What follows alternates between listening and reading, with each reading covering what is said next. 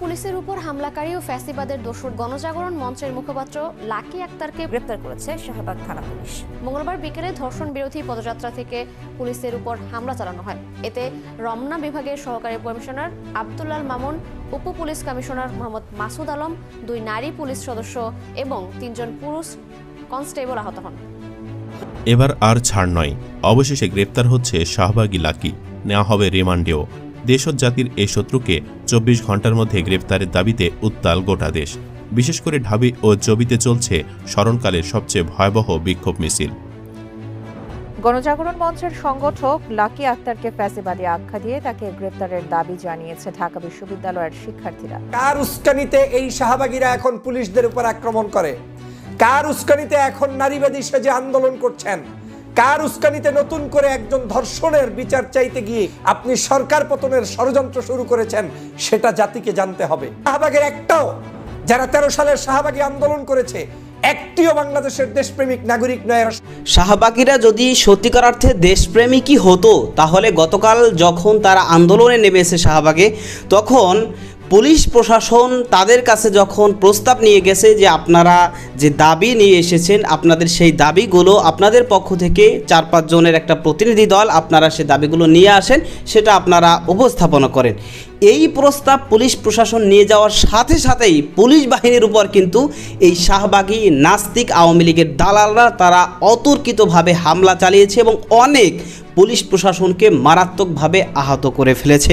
তো এর মাধ্যমেই বোঝা যায় যে তারা মূলত নিপীড়ন নির্যাতনের বিরুদ্ধে আন্দোলন করছে না, বরং তারা ভারত আওয়ামী লীগের ইন্ধনে এই সরকার অর্থাৎ ডক্টর ইউনূস সরকারের বিরুদ্ধে আন্দোলন করছে, তার পতন ঘটাতে চাচ্ছে এবং দেশকে অস্থিতিশীল করতে যাচ্ছে। তো সে কারণেই এবার পুলিশ প্রশাসনের উপর অতর্কিতভাবে হামলা চালিয়ে হাতে নাতে ধরা পড়েছে এই শাহবাগীদের সংগঠক লাকি আক্তার। দর্শক, এ বিষয়ের কিছু অংশ ভিডিওর শুরুতে শিরোনামে আপনারা দেখেছেন, বিস্তারিত দেখবেন পুরো ভিডিও জুড়ে। বিষয়গুলো দেখার পূর্বে আপনাদের একটা অনুরোধ করব, যারা আমাদের চ্যানেলে নতুন আসছেন, চ্যানেলটি সাবস্ক্রাইব করে অল ক্লিক করে বেল আইকনটি চালু করে দিবেন এবং পরিপূর্ণ ভিডিও শেষ পর্যন্ত দেখেই আপনার মতামত জানিয়ে যাবেন। দর্শক, চলুন আমরা দেখব যে ভারত ও আওয়ামী লীগের ইন্ধনে ষড়যন্ত্র করতে গিয়ে যে এবার হাতে নাতে ধরা পড়েছে শাহবাগীদের সংগঠক লাকি আক্তার, সেটা আমরা দেখার পূর্বে প্রথমে একটু দেখব তারা যে মূলত ভারত আওয়ামী লীগের ইন্ধনেই এবং তাদের ষড়যন্ত্রেই কাজ করছে, এই বিষয় নিয়ে অত্যন্ত গোপন কিছু তথ্য আমরা দেখব। দেখে এরপর ওই বিষয়টা দেখব। ধৈর্য ধরে একটা লাইক দিয়ে ভিডিওটি দেখতে থাকুন। কার উস্কানিতে এই শাহবাগীরা এখন পুলিশদের উপর আক্রমণ করে? কার উস্কানিতে এখন নারীবাদী সেজে আন্দোলন করছেন? কার উস্কানিতে নতুন করে একজন ধর্ষণের বিচার চাইতে গিয়ে আপনি সরকার পতনের ষড়যন্ত্র শুরু করেছেন, সেটা জাতিকে জানতে হবে। শাহবাগের একটাও, যারা 13 সালের শাহবাগী আন্দোলন করেছে, একটিও বাংলাদেশের দেশপ্রেমিক নাগরিক নয়। এরা সবগুলো ধর্ষকের মধ্যে পড়ে। এরা আওয়ামী লীগের প্রেতাত্মা, এরা ষড়যন্ত্রবাজ। এরা হচ্ছে ধর্ষণ নিজেরা করে, ধর্ষণ করার জন্য মানুষদেরকে উদ্বুদ্ধ করে। তারা বাংলার মানুষের মধ্যে ধর্ষণ এটা চলমান রাখে, কিন্তু তারা তাদের প্রয়োজনে ধর্ষণের বিরুদ্ধে আবার মিছিল করে, কখন যখন আপনাকে বিপদে ফেলতে হবে। ধর্ষণকে সুতা হিসাবে ব্যবহার করে শাহবাগীরা আবার সোচ্চার হচ্ছে বিভিন্ন জায়গায় এবং দেশে অস্থিতিশীল পরিস্থিতি তৈরি করার চেষ্টা চালিয়ে যাচ্ছে। এই যারা ধর্ষণকারী, সেই আওয়ামী লীগের লোকেরাই এখন ধর্ষকের বিচার চেয়ে, ধর্ষণ কেন হচ্ছে সেইটার বিচার চেয়ে এখন নতুন করে মাঠে ময়দানে নেমে সরকারকে এবং দেশকে অস্থিতিশীল করার চেষ্টা করছে। মূলত এরা শাহবাগের অংশ, মূলত 2013 সালের শাহবাগীরাই এই কর্মকাণ্ডটি করছে। তারা কোনোদিন আওয়ামী লীগের আমলে এই ধর্ষণের বিরুদ্ধে সোচ্চার হয়নি। এই যে যারা আজকের নতুন নতুন মানবতার কথা বলে, এই যে যারা নারী অধিকারের কথা বলে, নারীদের ধর্ষণের বিরুদ্ধে যারা কথা বলে, এই নারী ধর্ষণের বিরুদ্ধে আপনি আওয়ামী লীগের সময় আওয়ামী লীগের এই সকল শাহবাগীদেরকে কোনোদিন মিছিল মিটিং পর্যন্ত করতে আপনি দেখেন নাই, করে নাই। নামকাওস্তে যদি 2-1 জায়গায় হয়ে থাকে সেটা ভিন্ন জিনিস, কিন্তু হঠাৎ করে এখন বিভিন্ন স্কুল কলেজ বিশ্ববিদ্যালয়গুলোতে এই কারা নাটের গুরুদের মতো এই ধর্ষণের বিষয়ে নতুন করে একেবারে সারা দেশ গরম করে রেখেছে। সরকার পতনের জন্য যদি কেউ নেমে থাকে, সেই শাহবাগীদেরকে বাংলাদেশে স্থান দেওয়া হবে না, সেই দুষ্টদের স্থান দেওয়া হবে না, যারা আমার পুলিশদের উপরে, এমনি পুলিশ নরবরে অবস্থা, তারপরে আবার এই পুলিশের উপরেই আক্রমণ করে যারা নতুন করে আজকের সংঘাত সৃষ্টি করতে চান ধর্ষণের বিচার চেয়ে, তাদেরকে এই বাংলার জমিন থেকে বিতাড়িত করা হবে। কোনো সুযোগ নাই 13 সালের শাহবাগীদের বাংলাদেশে মাথা উঁচু করে দাঁড়ানো।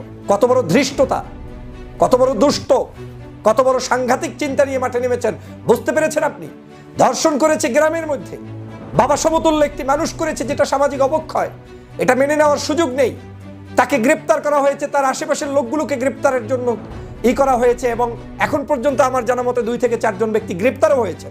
তার আত্মীয় স্বজন যে 4 জন জড়িত ছিলেন তাদেরকে গ্রেপ্তার করা হয়েছে এবং শুধু তাদেরকে নয়, তাদের কারণে আজকের আইন পর্যন্ত চেঞ্জ করা হয়েছে।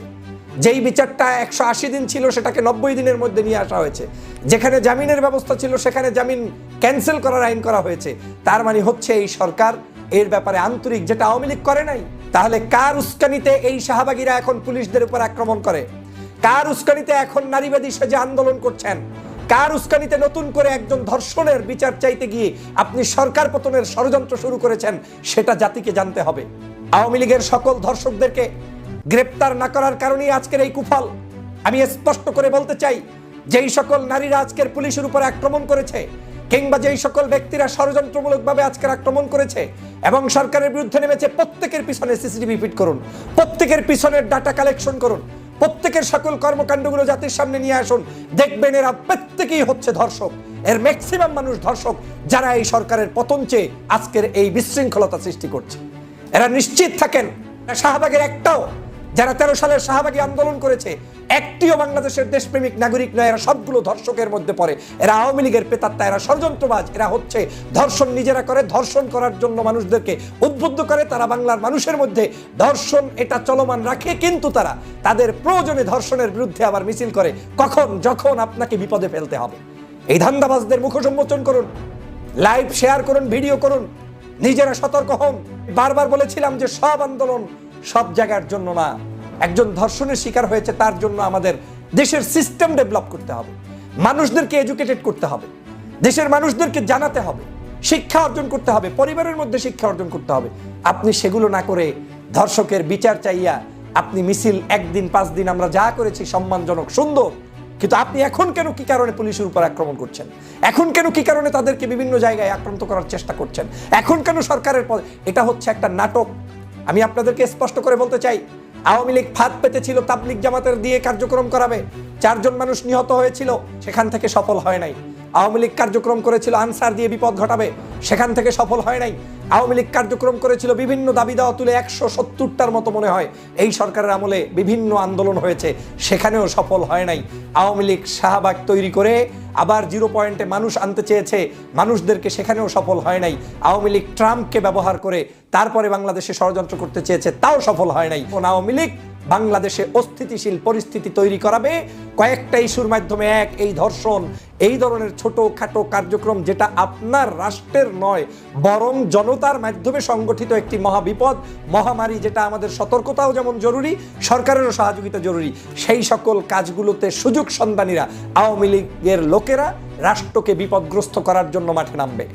তারা এই মাঠে নামবে এখন বিভিন্ন ধরনের ছোট ছোট আয়োজন করে, নায়ক নায়িকাদেরকে ইনফ্লুয়েন্স দিয়ে, বিভিন্ন কন্টেন্ট ক্রিয়েটরদেরকে ইনফ্লুয়েন্স দিয়ে, তারপরে তাদেরকে দিয়ে বলবে তোমরা কেমন আছো, তোমরা তো নেই, তোমরা তো এখন আর বেলাল্লাপানা করতে পারো না, তোমরা তো এটা পারো না, সেটা পারো না। অথচ আওয়ামী লীগের 16 বছরের ইতিহাস খুঁজে দেখুন, এদেশের কোনো মানুষ স্বস্তিতে কিছুই করতে পারে নাই।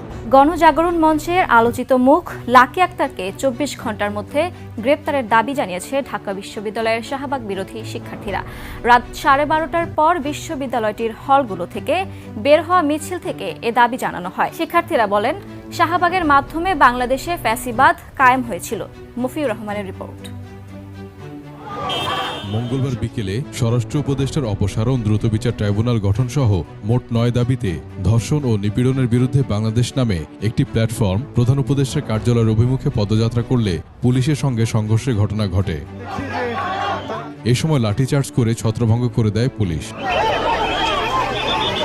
পরে সন্ধ্যায় মিছিল করে শহীদ মিনারে সমাবেশ করে ধর্ষণ বিরোধী আরেকটি প্ল্যাটফর্ম। এই কর্মসূচিতে ছিলেন গণজাগরণ মঞ্চের একসময় সংগঠক লাকি আক্তার।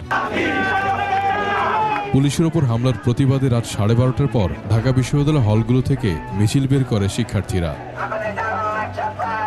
এই সময় তারা লাকি, হাসিনা ও ফ্যাসিবাদের বিরুদ্ধে নানা রকম স্লোগান দেয়।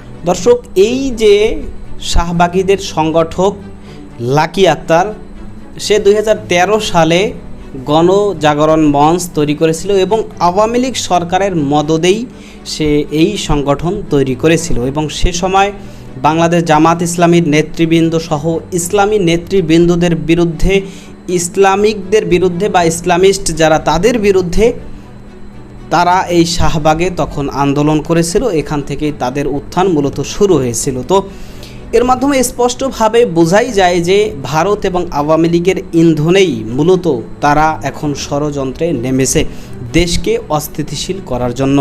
এবং সেই কারণেই এবার বাংলাদেশের ছাত্র জনতা সকলে একটাই দাবি করতেছে যে এই শাহবাগীদের সংগঠক লাকি আক্তার সহ যারাই আওয়ামী লীগ এবং ভারতের ইন্ধনে ষড়যন্ত্র করতে চাচ্ছে তাদেরকে অবিলম্বে যেন গ্রেফতার করে রিমান্ডে নেওয়া হয়, তাহলেই আসল তথ্য সব কিছু বেরিয়ে আসবে। কারণ গতকালকে যে ঘটনা ঘটেছে, তারা আন্দোলন করতে নেমেছে শাহবাগে, তারা আন্দোলনে নেমেছে। তো আন্দোলনে তারা নামার পরে স্বাভাবিকভাবে আন্দোলনে নামলে যেটা হয় যে তাদের যে দাবি সেগুলো উত্থাপন করে, তাদের যে কথা সেগুলো বলে। সুতরাং তাদের দাবি যে তারা সরাসরি ডক্টর ইউনূসের কাছে বা এই অন্তর্বর্তী সরকারের উপদেষ্টাদের কাছেই তাদের দাবি তুলবে। বেশ ভালো কথা।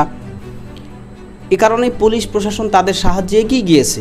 পুলিশের সর্বোচ্চ কর্মকর্তা যিনি সেখানে ছিলেন তার স্পষ্ট বার্তা হচ্ছে যে আমরা তাদের কাছে নিজেরা এগিয়ে গিয়েছি, যে আপনাদের যে দাবিগুলো সেই দাবিগুলো আপনাদের মধ্য থেকে একটা প্রতিনিধি দল মিলে আপনারা আসেন এবং আপনাদের সেই দাবিগুলো আপনারা উত্থাপন করেন।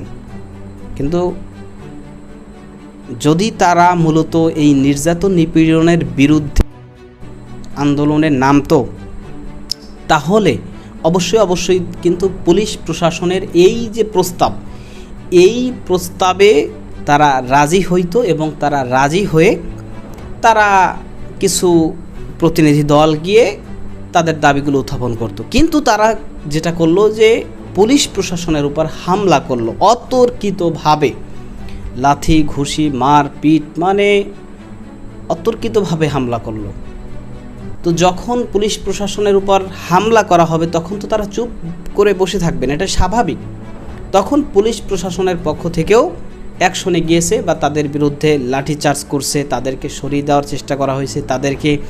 তখন তারা বুঝেছে যে আসলে এরা নির্যাতন নিপীড়ন বিরোধী কোনো আন্দোলনে আসে নাই, বরং এরা সরকার বিরোধী আন্দোলনে আসছে, তারা ষড়যন্ত্রে নেমেছে। এটা বুঝেই কিন্তু তখন পুলিশ প্রশাসন তারা অ্যাকশনে গিয়েছে। অথচ এখনও বর্তমানে কিছু দালাল মিডিয়াদেরকে দেখছি যে তারা প্রকাশ করতেছে যে শাহবাগে আন্দোলনে ছাত্র জনতার উপর, তারপরে ছাত্রদের উপর পুলিশ প্রশাসন লাঠিচার্জ করেছে, পুলিশ প্রশাসন তারা অ্যাকশন নেমেছে, অ্যাকশন এই করেছে, বিভিন্ন রকম পুলিশকে দায়ী করে এই শাহবাগী নাস্তিকদেরকে নির্দোষ প্রমাণ করে সংবাদ উপস্থাপনা করছে। বিশেষ করে যেটা দেখলাম যে সময় টিভি এবং ৭১ টিভি, এই দুই দালাল তারা আবারও সেই একইভাবে একেবারে মানে প্রথমে সংবাদ শুরু হওয়ার সাথে সাথে বলতেছে যে শাহবাগে আন্দোলনকারীদের উপর পুলিশের লাঠিচার্জ, পুলিশ মানে খুব কঠোরভাবে লাঠিচার্জ করেছে, তাদেরকে আহত করেছে, এই সেই মানে একেবারে গায়ে পড়ে সেই শাহবাগীদের পক্ষে আর পুলিশ প্রশাসনের বিরুদ্ধে প্রতিবেদন করছে। তাহলে এর দ্বারা তো স্পষ্ট বোঝাই যায় যে এখনও এই ৭১ টিভি, সময় টিভি, এই দালাল যেই সাংবাদিক আগে ছিল তারা এখনও কিছু হলেও এই সমস্ত সংবাদ মাধ্যমে এখনও রয়েছে এবং সেই কারণে তারা এই অবস্থায়ও পুলিশের বিপক্ষে তারা সংবাদ প্রকাশ করছে।